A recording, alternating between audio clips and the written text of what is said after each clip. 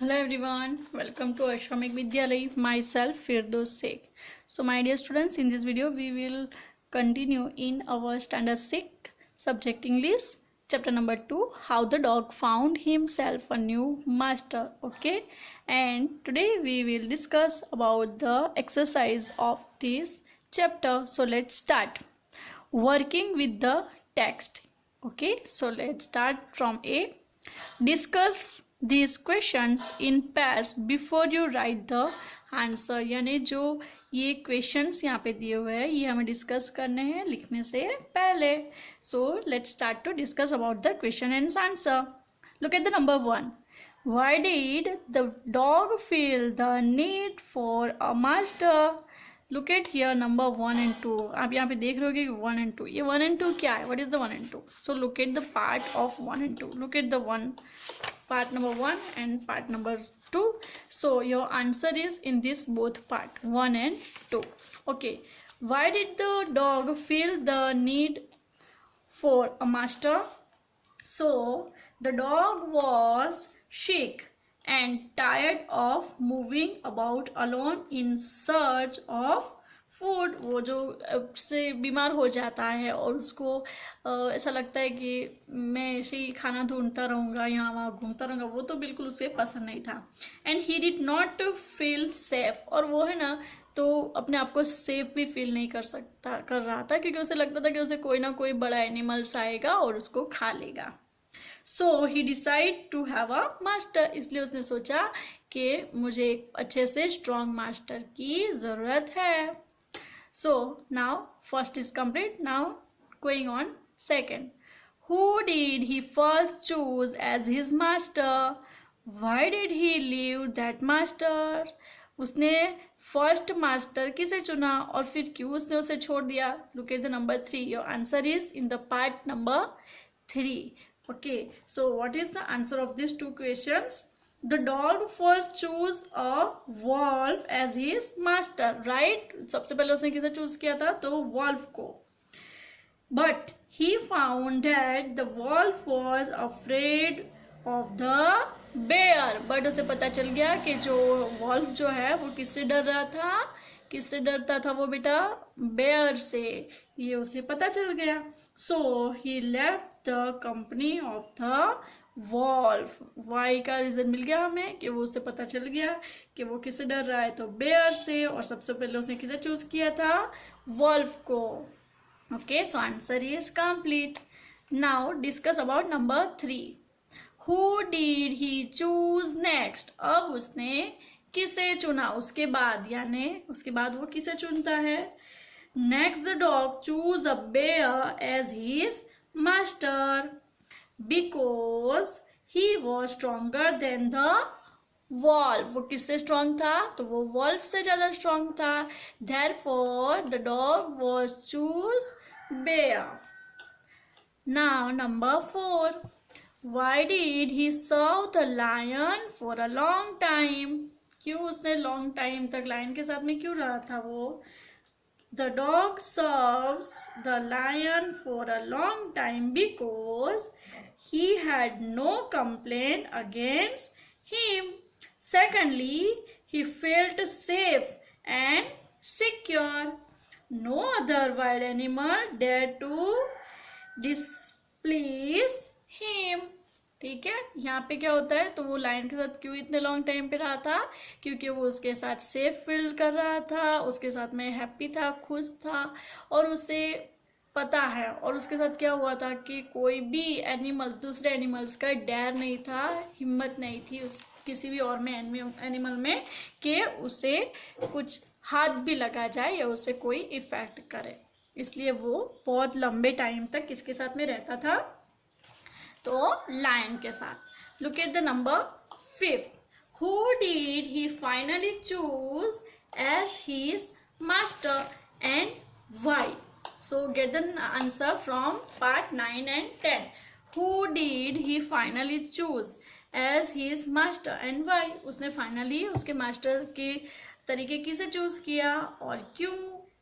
The dog finally choose man. किसे choose किया उसने? मैन को. देखो यहाँ पे लुक एट योर मैन. है ना। फाइनली उसने किसने चूज किया, तो उसने मैन को चूज किया एज हीज मास्टर, उसके मास्टर के तरीके से उसने मैन को चूज किया। Even the lion was afraid of man, और लायन भी उससे डरता था। किससे डरता था, मैन से। So the dog convinced that the man was the strongest creature on the earth, तो इसलिए उसे पता चल गया कि जिससे लायन डर रहा है वो कितना स्ट्रांग होगा, और मैन जो है वो स्ट्रॉन्गेस्ट क्रिएचर है पूरी दुनिया में। इसलिए वो फाइनली उसने उसका मास्टर किसे चूज किया, मैन को। Okay, so complete your questions and answer here. Okay, now we going on a B. A summary of the story is given below, यहाँ पे आपको पूरी स्टोरी समरी दी हुई है। Fill in the blanks to complete it, taking appropriate phrases from the box, और यहाँ पे देखो बॉक्स के अंदर आपको फ्रेसेस यानी बहुत सारे थोड़े से ये सेंटेंसेस दिए हुए हैं, वर्ड दिए हुए हैं, तो इससे हम क्या करेंगे, तो ये ब्लैंक जो है वो हम कंप्लीट करेंगे। We will fill the blank with help of this phrases. Okay, so let's start. मैंने पहले से यहाँ पे आंसर आपके लिए लिख के रखे तब कि आपको भी इजी हो। Okay, so let's start. This is the story of blank, यहाँ पे आपकी बुक में ब्लैंक है, बट आंसर क्या आएगा, किसकी स्टोरी है ये, तो डॉग की। So this is the story of a dog who used to be blank. Story है डॉग की, और किस चीज के लिए है, तो हीज ओन मास्टर। क्या आएगा answer, who used to be his own master. Okay, next, he decided to find a master blank. कैसा मास्टर उसे चाहिए था, स्ट्रॉन्गर देन एनीवन एल्स, जो सबसे ज्यादा स्ट्रॉन्ग हो वैसा मास्टर उसे चाहिए था। फर्स्ट ही फाउंड, कौन मिला था उसे सबसे पहले, फर्स्ट कौन मिला था, यस वॉल्फ, अ वॉल्फ सबसे पहले उसे मिला था। He found a wolf, so we write a wolf in a blank, but the wolf, turn your page and look at the back side, but the wolf was afraid of the bear. Write the bear, look at here, bear is bear, वो किससे डरता था wolf, तो bear से डरता था। The dog thought that the bear was blank. After some time the dog made blank. अब क्या हुआ, तो the bear was the strongest to all. Bear क्या था, सबसे ज्यादा स्ट्रॉन्ग था। But after some time, but थोड़े समय के बाद, कुछ वक्त के बाद, तो पता चला, तो डॉग मेड अ लायन, वो किसे मिल गया, उसे पता चल गया कि बेयर से ज्यादा भी जो स्ट्रॉन्ग है वो कौन है, तो वो है a lion. So take here the strongest of all and a lion. That what happened next, who seemed the strongest, he stayed with the lion for a long time, और वो लायन के साथ बहुत ज्यादा वक्त तक रहता है। One day he realized that the lion was afraid of man. वो किससे डरता था लायन, वो मैन से डरता था। To this day the dog remains man's best friend. तो तब से क्या हुआ, तो जो डॉग है वो मैन्स का बेस्ट फ्रेंड हो गया, उसके साथ में बहुत ही अच्छे से फेथफुली वो मैन के साथ में रहने लगा। This the a short summary about our chapter. Okay, complete that. Now we going working with language. Okay, अब आगे हम करेंगे working with language. A. Each word in the box given below indicates a large number of. For example, a herd of cows refer to many cows. अब देखो बेटा, इसमें क्या है कि a large number of यानी एक एनिमल्स है, फॉर एग्जाम्पल वो काव है, ठीक है, तो वो काव वन है तो हम उसे बोलेंगे अ काव, राइट, बट बहुत सारी काउज एक जगह पे खड़ी है, बहुत सारी काउज, तो क्या बोलेंगे हम? A head of cows, right. तो बहुत सारी काउस जहाँ पे खड़ी है, बहुत सारी है, तो उसे क्या बोलेंगे हम? पूरा झुंड बोलते हैं ना, वैसे। तो अ हेड ऑफ काउस यानी वन नहीं है बट मोर देन वंस है, ठीक है। तो वैसे वर्ड हमें यहाँ से बॉक्स से फाइंड आउट करना है। Complete each of the following phrases with the suitable word from the box. जो भी ये यहाँ पे वर्ड्स दिए ना, सिंगल सिंगल वर्ड्स, और उसका जो पूरा नाम हमें यहाँ से ढूंढना है, ठीक है। So let's start. School, fleet, brood, bundle, bunch, pack, flock and herd, ठीक है। ये नेम्स हमें यहाँ पे दिए हुए हैं, तो हम ये कहाँ पर यूज़ करनी है वो हम यहाँ पे सीख लेते हैं। Number 1, a blank of ships. अब शिप्स यानी बहुत ज़्यादा, शिप नहीं, एक शिप नहीं, बट बहुत ज़्यादा शिप कहीं पे है, तो वहाँ पे वो सब शिप को क्या बोलेंगे? बहुत ज़्यादा, वन नहीं but more than once, that is the fleet. उसे क्या बोलेंगे? फ्लीट। बहुत ज़्यादा शिप हो तो वो होता है fleet. Look at the next, a blank of flowers. One flower नहीं बट बहुत ज़्यादा फ्लावर्स है, कहीं पे बहुत ज़्यादा फ्लावर्स रखे हुए हैं, तो ऐसे बांधे हुए रखे, टाई करके रखे, तो that is the bunch of flowers. से क्या बोलेंगे? तो बंच। फ्लावर्स बहुत ज़्यादा है तो उसे बोलेंगे bunch. Next, a blank of chicks. जो चिक्स, एक चिक्स नहीं बहुत सारे चिक्स है, तो वो होगा brood, that is the brood. Number 4, blank of cattle. Cattle, एक कैटल नहीं बहुत सारे हैं कैटल, जो बहुत सारे हैं तो उसे क्या बोलेंगे?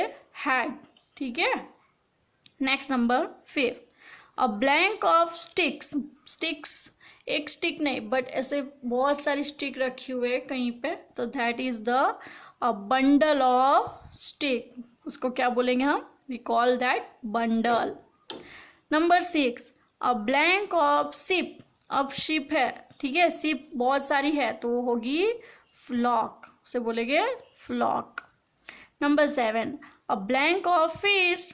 बहुत ज़्यादा फीस है तो वो होगी स्कूल, उसे क्या बोलेंगे? स्कूल। जिसमें बहुत सारे बच्चे पढ़ते हैं ना, स्टूडेंट्स, तो स्टूडेंट्स वो भी स्कूल है, और जो बहुत ज़्यादा फीस है तो वो भी होगी स्कूल, है ना।